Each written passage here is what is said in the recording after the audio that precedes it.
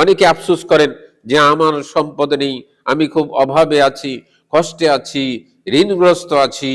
তো তারা খুব কষ্ট পায়, কিন্তু আল্লাহ সুবহানাহু ওয়া তাআলার কাছে ঈমানের বেশি মূল্য। আসসালামু আলাইকুম ওয়া রাহমাতুল্লাহি ওয়া বারাকাতুহু। ইন্নাল হামদুলিল্লাহ নাহমাদুহু ওয়া নুসাল্লি আলা রাসূলিহিল কারীম, আম্মা বা'দ। প্রশংসা আল্লাহর জন্য, শান্তি অবতীর্ণ হোক জনাবে মুহাম্মদুর রাসূলুল্লাহ সাল্লাল্লাহু আলাইহি ওয়াসাল্লামের প্রতি। সমাজে একটা শ্রেণী আছে যারা পাঁচ ওয়াক্ত সালাত আদায় করতে চায়, সিয়াম পালন করতে চায়, হালাল খেতে চায়, হালাল পড়তে চায়। তারা সাধারণত সমাজে দরিদ্র হয়ে থাকে, ঘর ভাড়ার টাকা থাকে না, সন্তানের মাদ্রাসার বেতন দেওয়ার টাকা থাকে না, বাজার করার টাকা থাকে না, খুব অভাবে দিন যাপন করে, খুব কষ্টে থাকে। আরো এক শ্রেণী রয়েছে যারা ধনী শ্রেণী। এদের টাকা রয়েছে, ঘরবাড়ি রয়েছে, জায়গা সম্পদ রয়েছে। তারা সাধারণত এই গরিব শ্রেণীকে তুচ্ছ তাচ্ছিল্য করে।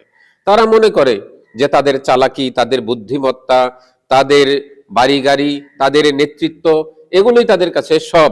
অথচ তারা ভুলে যায় যে আল্লাহ সুবহানাহু ওয়া তাআলার কাছে দুনিয়ার সম্পদের চাইতে, দুনিয়ার সকল সম্পদের চাইতে ঈমানের দাম আল্লাহ সুবহানাহু ওয়া তাআলার কাছে সবচেয়ে বেশি।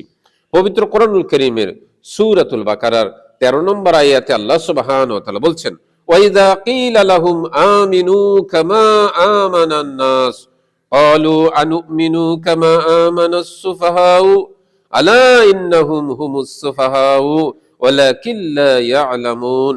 আল্লাহ সুবহানাহু ওয়া তাআলা বলছেন, ওয়াইযা কিলা লাহুম আমিনু কামা আমানান নাস, এই সমস্ত দরিদ্র সাহাবারা যেভাবে ঈমান এনেছে তোমরাও তাদের মতো ঈমান আনো। তখন তারা বলে, আনুমিনু কামা আমানাস সুফাহাউ, আমরা কি ঈমান আনবো এই সমস্ত নির্বোধদের মতো, যারা খেটে খায়, যারা দিন আনে দিন খায়, যারা ঠিকমতো চলতে পারে না, যারা কামার কুমার, যারা চাষা, যারা দরিদ্র, এই সমস্ত লোকদের মতো আমরা ঈমান আনবো? আমরা কি এত নির্বোধ? তারা দুনিয়ার সম্পদকে, দুনিয়ার চালাকিকে, ক্ষমতাকে মূল্যায়ন করে থাকে, ঈমানকে মূল্যায়ন করে না। অথচ আল্লাহ সুবহানাহু ওয়া তাআলার কাছে দুনিয়ার সম্পদের চাইতে ঈমানের বেশি মূল্য। তারা এই কথা ভুলে যায়। অনেকে আফসোস করেন যে আমার সম্পদ নেই, আমি খুব অভাবে আছি, কষ্টে আছি, ঋণগ্রস্ত আছি। তো তারা খুব কষ্ট পায়, কিন্তু আল্লাহ সুবহানাহু ওয়া তাআলার কাছে ঈমানের বেশি মূল্য।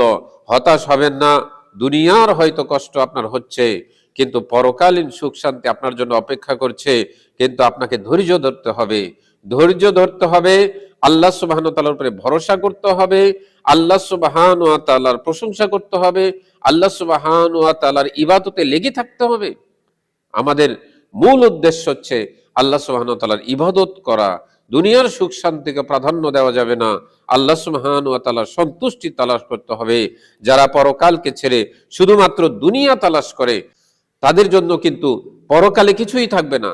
যারা দুনিয়াকে প্রাধান্য না দিয়ে পরকালকে বেশি প্রাধান্য দেবে, তারাই সফল কাম হবে, তারাই হচ্ছে বুদ্ধিমান।